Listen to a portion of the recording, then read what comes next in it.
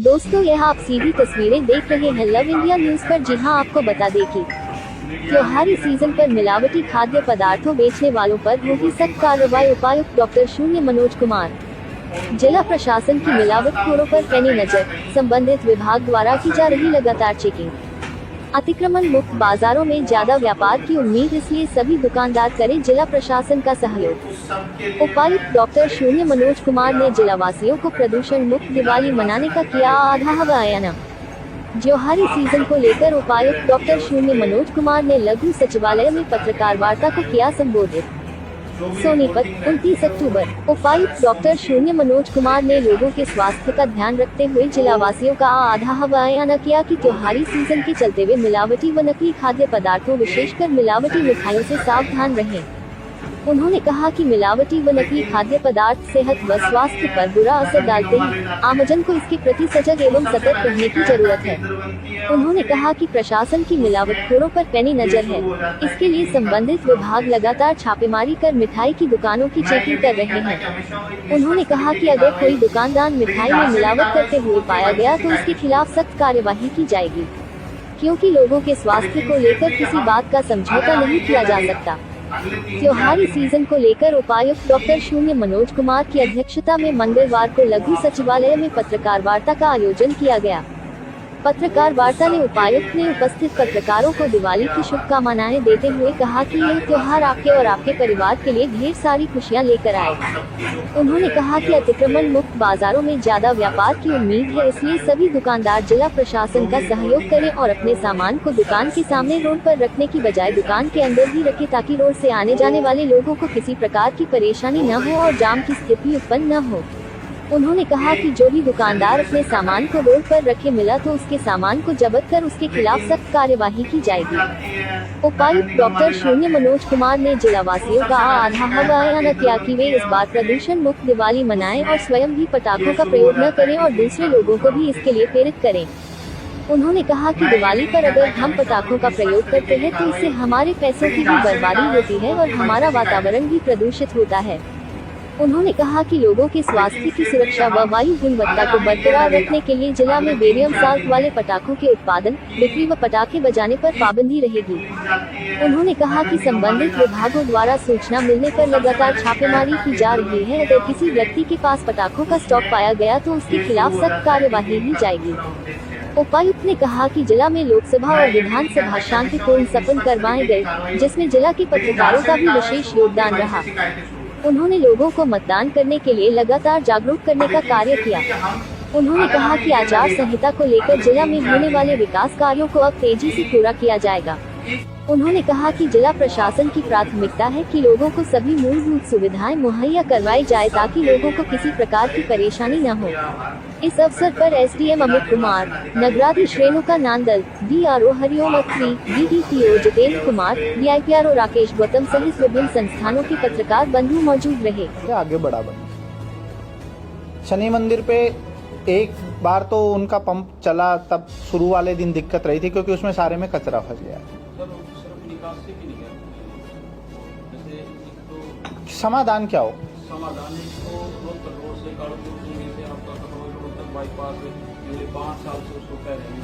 इस बार उसका वो जो अपना लहराड़ा वाला 33 फीट वाला बना रहे हैं निगम, मैं समझता हूँ शायद उसका इनकी फाइनेंस कमेटी में जा रखा है, निगम की में कुछ 4-5 करोड़ का है। एक आपका रेलवे रोड का जो फ्लाई फुट ओवर ब्रिज है, उससे पता है 2 व्हीलर निकल जाते थे, वो 5 साल से नहीं बन पा रहा।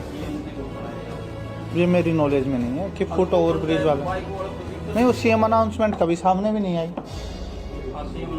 नहीं, वो आप मुझे कोड बता दे, आज तक मैं रिव्यू में मेरे सामने कभी नहीं आई कि फुट ओवर ब्रिज का। और बताओ,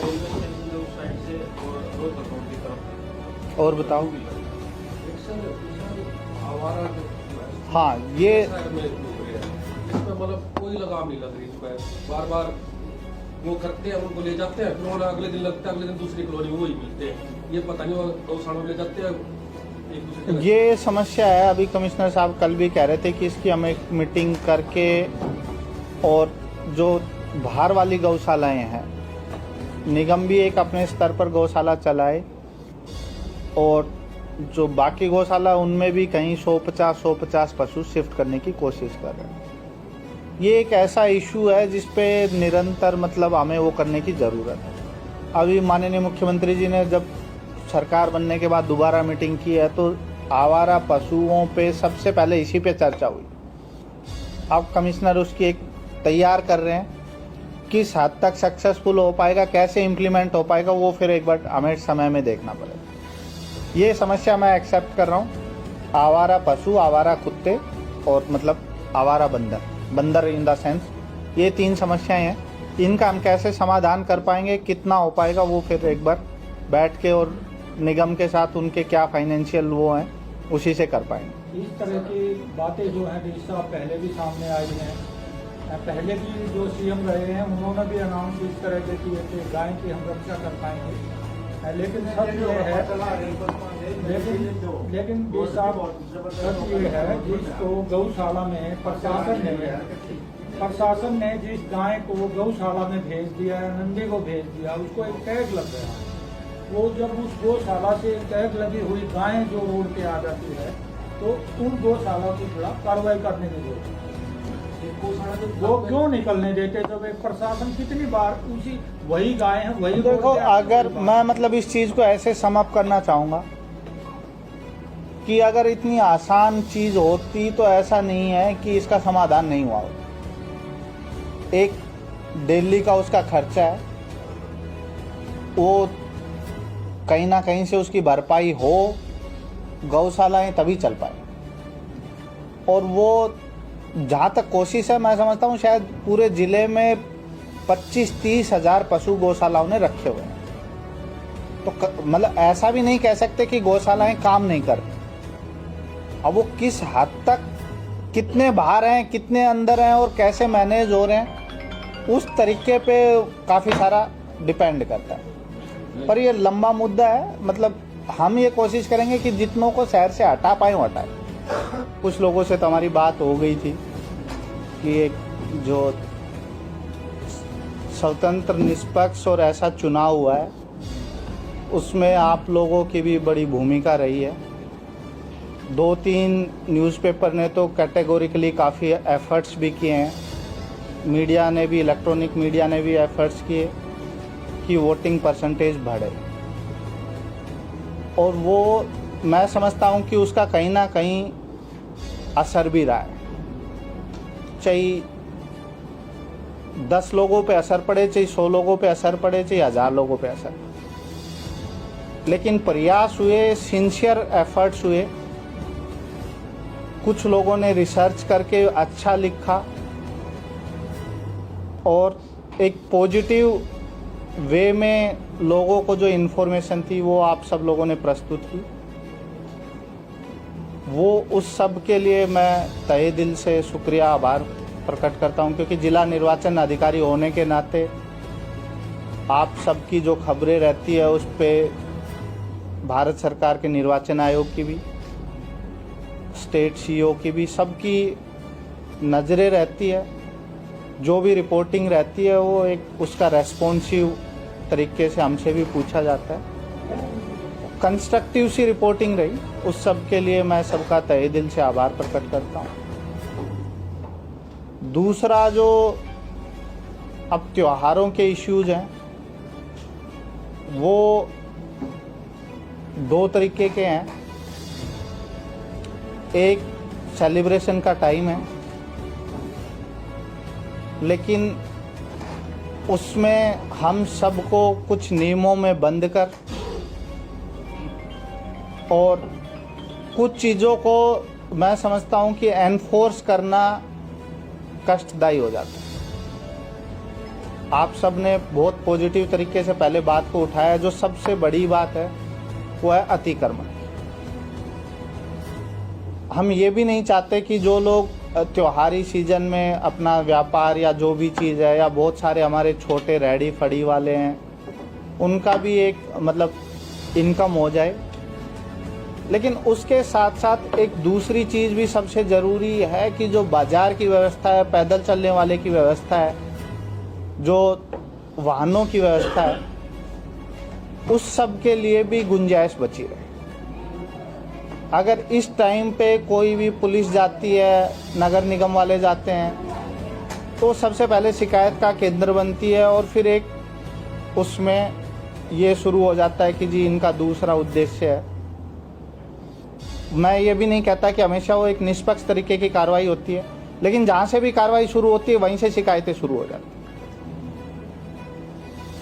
लेकिन फिर भी अगर हमें ये लगेगा अगले 3-4 दिन में कि इस जगह पर जो अतिक्रमण है वो काबू से बाहर हो गया है, आम आदमी को चलने की जगह ही नहीं मिल रही है, जिनके पास अंदर दुकान में जगह वो अंदर अपना सामान रखे बजाय देन कि उसको सारे को रोड पे फैला, इस चीज के ऊपर थोड़ी सी नजर रहेगी। आपके माध्यम से आज हम सबको सूचित भी कर रहे हैं। उनका सबसे पहला सवाल यही होता है कि जी हमें कोई नोटिस नहीं मिला, हमें किसी ने बताया नहीं। तो मैं समझता हूं कि आपसे बढ़िया नोटिस हमारे सरकारी नोटिस तो छपके ही रह जाते हैं। हम कार्रवाई जरूर करेंगे अगर जहां भी हमें लगेगा कि भाई यहाँ पे बिल्कुल ही असुविधा हो गई, इसकी वजह से जाम हो रहा है, इसकी वजह से बिल्कुल ही यहाँ पे लोगों के चलने की जगह नहीं मिल पा रही। अगले आप व्यापार कीजिए, लेकिन इस तरीके से कीजिए कि असुविधा ना हो। दूसरा जो इशू है प्रदूषण वाला, कुछ कार्रवाई हुई है।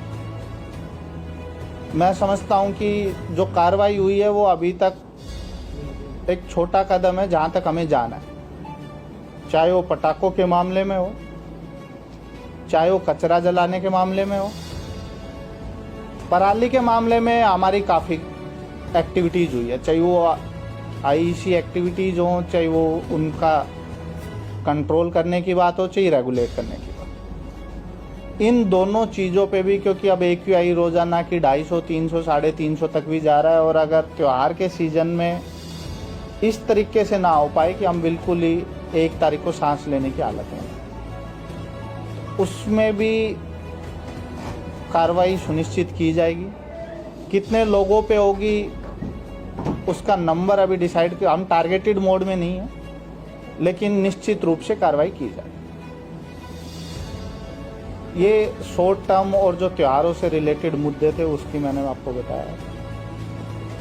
तीसरी चीज, क्योंकि अब एक सरकार का गठन हो गया है, इस साल 2 आचार संहिताओं के चलते हुए लगभग 5 महीने बहुत बार ऐसा हुआ कि जो काम नए शुरू नहीं हो पाए थे या जो जिनके टेंडर नहीं लग पाए थे, जो अटक गए थे, उन सबको भी सिरे चढ़ाने का टाइम आ गया। तो पोस्ट दिवाली मेजर तौर पर जो सड़कों के काम है, पीने के पानी से संबंधित जो व्यवस्था है, और जो कुंडली और उसके एरिया में सीवरेज, और एक नारा बहादुरगढ़ जो हमारा 20वां मील वाला रोड है उस पे बरसाती पानी, ये जो 3-4 बड़े काम, एक खरखोदा टाउन का भी बरसाती पानी का हमें इशू रहता है। खरखोदा में कुछ गांव में पीने के पानी के इश्यूज हैं।